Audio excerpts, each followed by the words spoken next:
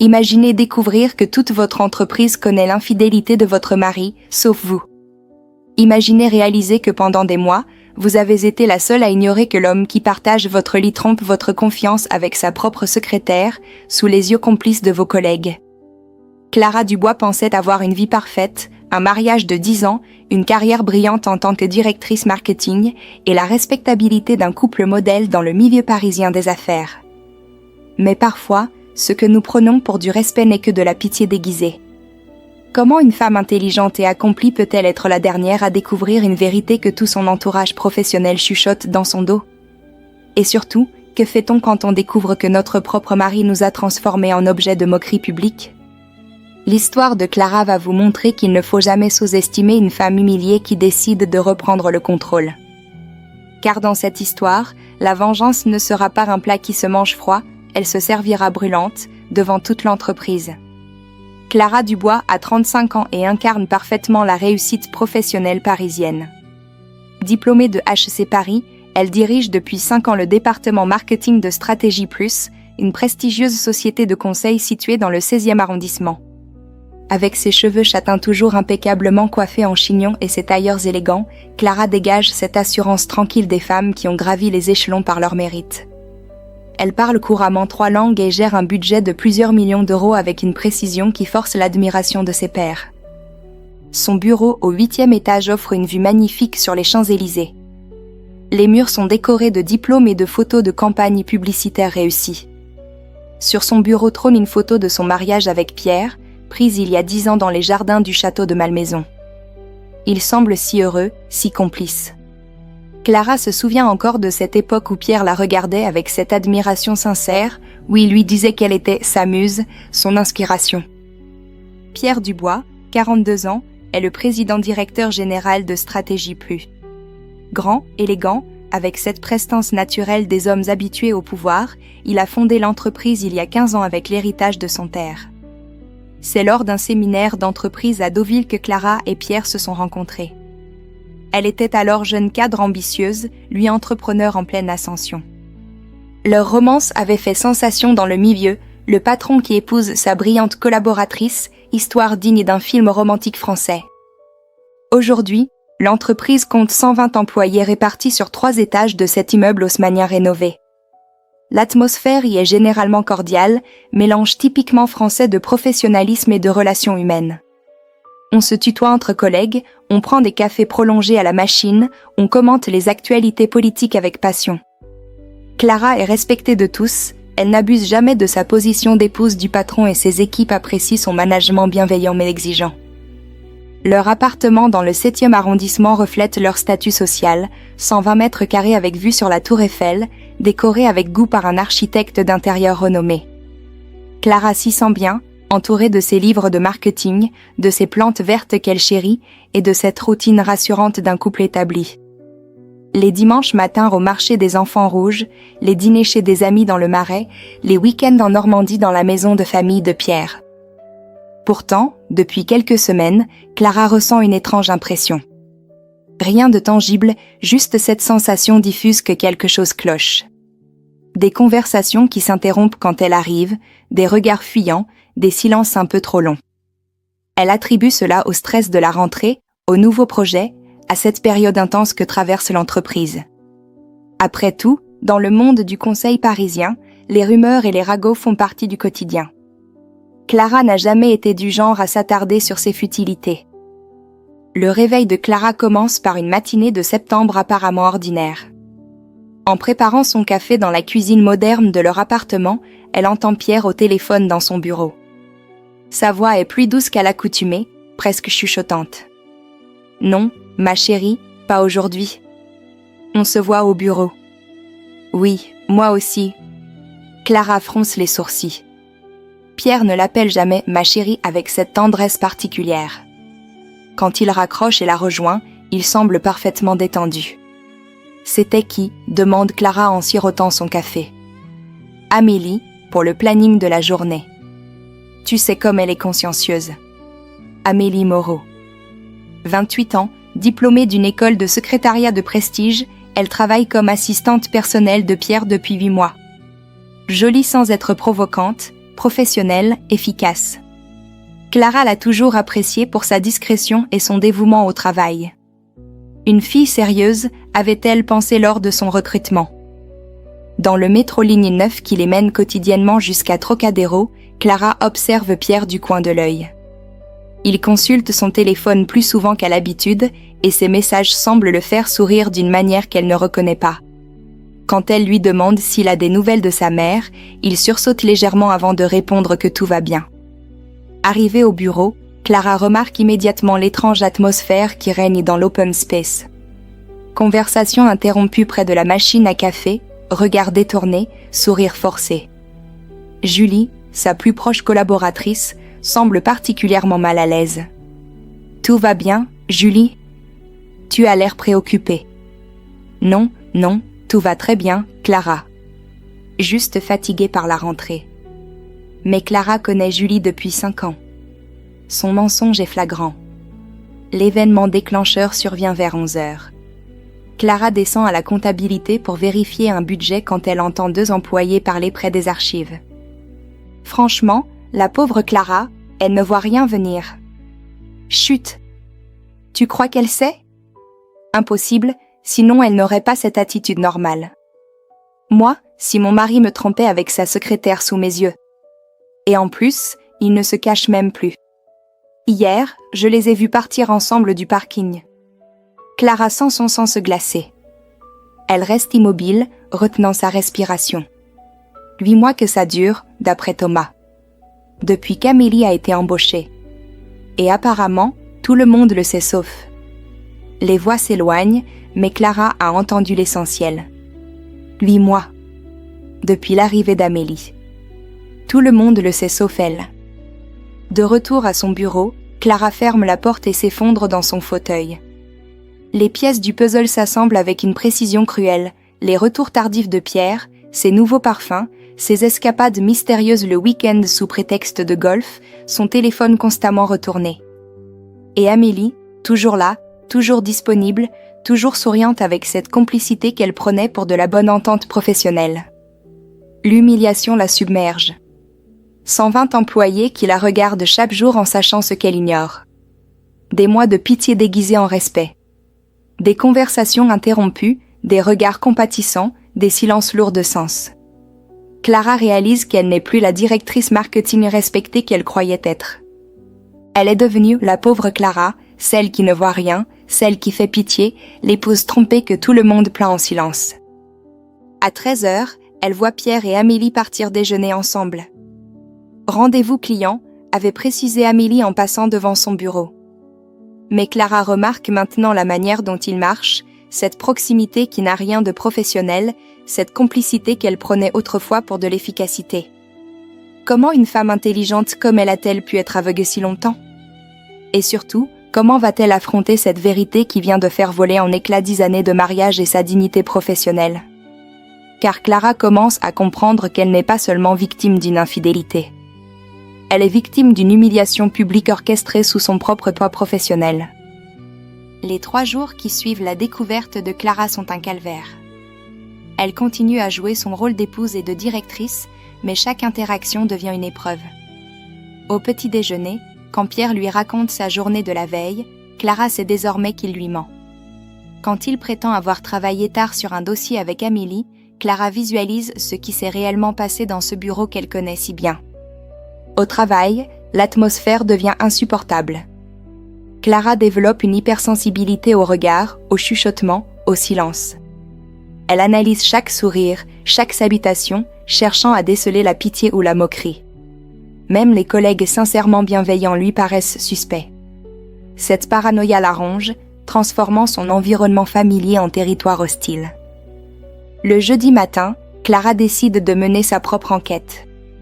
Elle arrive plus tôt au bureau et consulte discrètement les plannings de Pierre des derniers mois. Les rendez-vous clients en soirée avec Amélie se multiplient étrangement depuis mars. Les déplacements professionnels aussi, Bordeaux, Lyon, Strasbourg, toujours avec sa fidèle assistante pour reprendre les notes importantes. Clara fouille également dans les notes de frais. Restaurant pour 2, hôtel avec chambre communicante, addition de dîner romantique facturé en frais de représentation. L'audace de Pierre la sidère. Ils financent leur aventure avec l'argent de l'entreprise qu'ils dirigent ensemble. Le vendredi, Clara craque. Elle confie sa découverte à sa sœur Mathilde lors d'un déjeuner dans un bistrot du Marais, loin du bureau. « Je le savais », explose Mathilde. Cette façon qu'il avait de parler d'Amélie lors du barbecue de juillet. Amélie pense que, Amélie suggère que. Une secrétaire qui donne son avis sur la stratégie d'entreprise, ça m'avait paru bizarre. Tu aurais pu me le dire, reproche Clara, les larmes aux yeux. J'avais des soupçons, pas des preuves. Et puis, tu avais l'air si heureuse. Comment annoncer à sa sœur qu'on pense que son mari la trompe? Mathilde révèle d'autres détails troublants. Pierre aperçut avec une jeune femme blonde dans un café de Montmartre un dimanche après-midi, alors qu'il était censé jouer au golf. Des amis communs qui ont évité de mentionner Pierre dans leur conversation récente. Des signaux que Clara, aveuglée par sa confiance, n'avait pas voulu voir. Qu'est-ce que je dois faire, Mathilde? Divorcer? Faire un scandale? Démissionner? D'abord, tu dois savoir exactement à quoi tu as affaire. Ensuite, tu décides comment tu veux réagir. Mais Clara, une chose est sûre, tu ne peux pas rester dans cette situation. Le week-end est un cauchemar. Pierre propose une balade romantique sur les quais de Seine et Clara doit faire semblant d'apprécier. Il lui offre des fleurs, des lys blancs qu'elle adore et elle se demande s'il les a choisis par culpabilité ou par habitude. Chaque geste tendre devient suspect, chaque « je t'aime » sonne faux. Le dimanche soir, Clara prend une décision radicale. Elle va installer discrètement une application de surveillance sur l'ordinateur portable de Pierre qu'il laisse parfois ouvert à la maison. C'est indigne, elle le sait, mais elle a besoin de preuves concrètes. Le lundi matin révèle l'ampleur de la trahison. Des centaines de messages échangés depuis 8 mois. Pierre et Amélie ne se contentent pas d'une aventure physique, ils sont émotionnellement impliqués. Ils parlent d'amour, de projets communs, de leur avenir ensemble. Pierre promet à Amélie qu'il va quitter Clara quand le moment sera opportun. Amélie écrit qu'elle en a assez de jouer la secrétaire parfaite devant madame. Le message qui achève Clara date de la veille. « Ma chérie, vivement que nous n'ayons plus à nous cacher. » Clara ne soupçonne toujours rien, elle est tellement naïve. Bientôt, nous pourrons vivre notre amour au grand jour. Naïve. Le mot résonne comme une gifle. Pour Pierre, elle n'est plus qu'une épouse naïve, un obstacle à contourner, une vieille habitude dont il faut se débarrasser élégamment. Clara découvre aussi qu'ils ont déjà cherché un appartement ensemble dans le 11e arrondissement.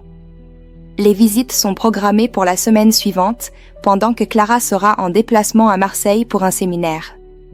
Mais la révélation la plus blessante concerne ses collègues. Dans un message, Amélie raconte avec amusement comment même Julie, la fidèle Julie, nous couvre maintenant. Clara réalise que sa plus proche collaboratrice, celle qu'elle considérait comme une amie, est complice de cette mascarade. L'humiliation atteint son paroxysme quand Clara lit un échange où Pierre et Amélie se moquent ouvertement d'elle. Elle croit encore que je travaille tard au bureau, si elle savait que nos réunions stratégiques se passent dans la suite du Meurice. Clara passe la nuit du lundi à réfléchir. La colère remplace progressivement la douleur. Elle n'est plus seulement une épouse trompée, elle est une femme humiliée publiquement qui doit reprendre le contrôle de sa vie. Vers 4 heures du matin, un plan commence à germer dans son esprit. Le mardi matin, Clara adopte une stratégie d'observation méthodique. Elle note tous les détails, les regards complices entre Pierre et Amélie, les sourires entendus des collègues, les conversations qui s'arrêtent à son approche. Elle commence aussi à documenter discrètement leur comportement avec son téléphone, photos de partant ensemble, captures d'écran de leurs échanges, relevés de leurs horaires mensongers. L'après-midi, Clara reçoit un appel inattendu qui va changer la donne. Maître Laurent Rousseau, avocat spécialisé en droit des affaires, ancien camarade de promotion à HEC, la contacte pour une toute autre raison. « Clara, j'ai une information qui pourrait t'intéresser. Tu sais que je travaille pour plusieurs entreprises du secteur. Il se trouve que Stratégie Plus fait l'objet d'une enquête discrète de l'inspection du travail. » Une enquête? Pourquoi? Détournement de fonds, notes de frais suspectes, voyage professionnel non justifié. Apparemment, Quelqu'un a signalé des irrégularités.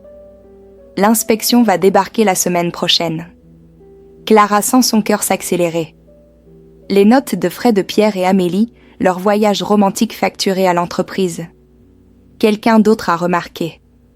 Laurent, peux-tu me dire qui a signalé ces irrégularités? Confidentiellement? C'est parti de votre service comptabilité. Une certaine Madame Lefebvre a transmis des documents à l'inspection après l'avoir remarqué des incohérences répétées. Madame Lefebvre, 60 ans, chef comptable irréprochable que Clara respecte énormément. Apparemment, elle n'est pas la seule à avoir les yeux ouverts. Le mercredi, Clara prend rendez-vous avec Madame Lefebvre sous prétexte de vérifier des budgets. La conversation révèle l'étendue du problème. Madame Dubois, je vais être franche avec vous. Depuis 8 mois, je constate des irrégularités importantes dans les notes de frais de monsieur le directeur. Des restaurants gastronomiques facturés comme repas d'affaires mais sans clients répertoriés, des hôtels de luxe pour des déplacements qui ne nécessitaient pas de nuitée. Pourquoi ne m'en avoir jamais parlé? Madame Lefebvre hésite, puis plonge son regard bienveillant dans celui de Clara. Parce que ces frais correspondent toujours au déplacement de Mademoiselle Moreau. Et que j'ai pensé que vous étiez au courant de la situation. Clara encaisse le choc. Même Madame Lefebvre pensait qu'elle cautionnait cette mascarade. J'ai finalement signalé ces irrégularités par conscience professionnelle. L'entreprise ne peut pas servir à financer des arrangements personnels. Ce soir-là, Clara élabore minutieusement son plan de riposte. Elle ne va pas simplement divorcer et démissionner. Elle va utiliser ses compétences de stratège marketing pour orchestrer une révélation publique qui rendra justice à l'humiliation subie. Le jeudi, Clara découvre par hasard l'arme parfaite pour sa vengeance. En consultant le planning des réunions, elle réalise que la grande assemblée générale trimestrielle est prévue pour le lundi suivant. 120 employés réunis dans l'amphithéâtre de l'entreprise pour faire le bilan du trimestre. Pierre doit présenter les résultats financiers et la stratégie future. Clara sourit pour la première fois depuis des jours. Cette réunion va effectivement présenter la stratégie future de l'entreprise, mais pas celle que Pierre imagine. Le vendredi matin, Clara reçoit un message d'Amélie qui lui glace le sang. Madame Dubois, Monsieur le directeur souhaiterait que vous prépariez une présentation sur les nouveaux projets marketing pour l'Assemblée générale de lundi. Il compte sur votre professionnalisme habituel. Le cynisme de la situation la sidère. On lui demande de travailler pour cette réunion où elle va révéler leur trahison. Pierre et Amélie comptent sur son professionnalisme habituel pour maintenir les apparences jusqu'au bout. Clara accepte avec un sourire qui cache sa détermination. Elle va effectivement faire preuve de professionnalisme. Mais d'un professionnalisme de stratège qui ne se laisse pas humilier. Le week-end, pendant que Pierre prétend jouer au golf avec des clients, Clara finalise méticuleusement sa présentation. 2 versions, une officielle sur les projets marketing et une secrète qui va révéler la vérité à toute l'entreprise. Elle rassemble toutes ces preuves, capture d'écran des messages, photos de leur rendez-vous galant, relevé des notes de frais détournés, témoignages de collègues qu'elle a discrètement interrogés. Dimanche soir, Clara regarde Pierre préparer ses affaires pour la réunion du lendemain. Il semble détendu, confiant, persuadé que sa double vie peut continuer indéfiniment. « Tu es prête pour demain, chérie ? J'ai hâte de voir ta présentation. » « Oh, ne t'inquiète pas, Pierre. Ma présentation va être mémorable. » Le lundi matin, Clara se réveille avec une sérénité qu'elle n'a pas ressentie depuis des semaines. Aujourd'hui, elle va reprendre le contrôle de sa vie.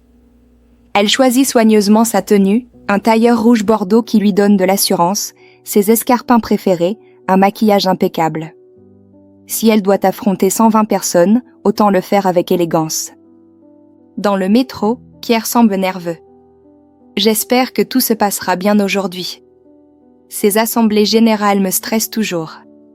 Tout se passera exactement comme ça doit se passer, répond Clara avec un calme qui surprend Pierre. À 9 heures précises, l'amphithéâtre de stratégie plus se remplit. Clara observe discrètement l'assemblée, 120 employés qui vont assister au spectacle le plus mémorable de l'histoire de l'entreprise. Au premier rang, Amélie prend place avec son habituel sourire professionnel, son carnet de notes à la main, jouant parfaitement son rôle de secrétaire modèle. Pierre ouvre la séance par son discours habituel sur les résultats trimestriels. Clara l'écoute parler de transparence, de valeur d'entreprise, de respect mutuel. Chaque mot résonne comme une hypocrisie supplémentaire. Et maintenant, poursuit Pierre, notre directrice marketing va nous présenter les nouveaux projets pour le trimestre à venir. Clara, à toi. Clara se lève sous les applaudissements polis. Elle branche son ordinateur portable au projecteur, son cœur battant mais sa détermination intacte. Elle commence par quelques diapositives officielles sur les projets marketing, histoire de mettre l'assemblée en confiance. Merci Pierre. Effectivement, je vais vous parler de nouveaux projets. Mais avant cela, j'aimerais aborder un sujet qui concerne directement l'avenir de notre entreprise, la transparence et l'éthique professionnelle. Dans la salle, quelques murmures s'élèvent. Pierre fronce les sourcils, ne comprenant pas où Clara veut en venir. Voyez-vous, en préparant cette présentation, j'ai découvert certaines irrégularités dans la gestion de notre entreprise. Des pratiques qui remettent en question nos valeurs fondamentales. Clara clique sur sa télécommande. La diapositive suivante affiche un tableau détaillé des notes de frais de Pierre et Amélie sur les 8 derniers mois. Voici par exemple des frais de représentation particulièrement créatifs.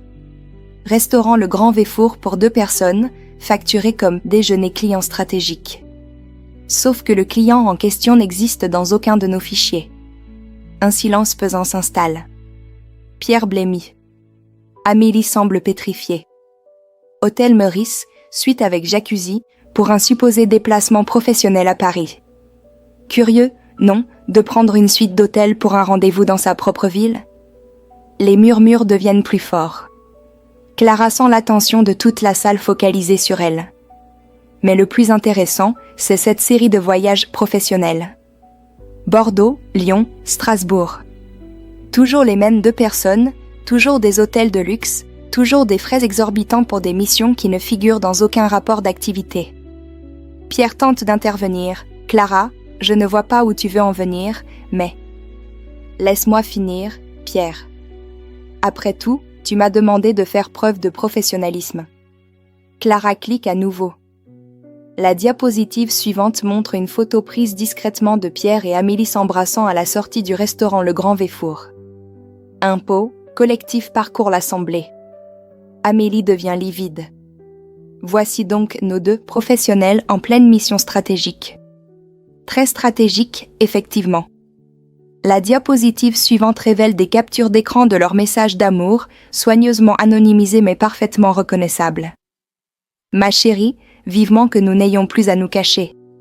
Clara ne soupçonne toujours rien, elle est tellement naïve. Ces messages datent de dimanche dernier. L'atmosphère devient électrique.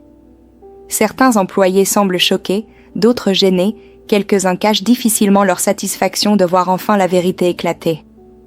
Pierre se lève brusquement, ça suffit. Clara, tu dépasses les bornes. Je dépasse les bornes? Clara se tourne vers lui, sa voix montant d'un cran. C'est moi qui dépasse les bornes?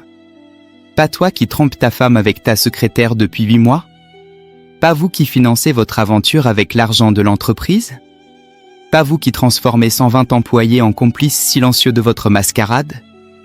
Amélie tente de quitter discrètement l'amphithéâtre, mais Clara la stoppe d'un regard.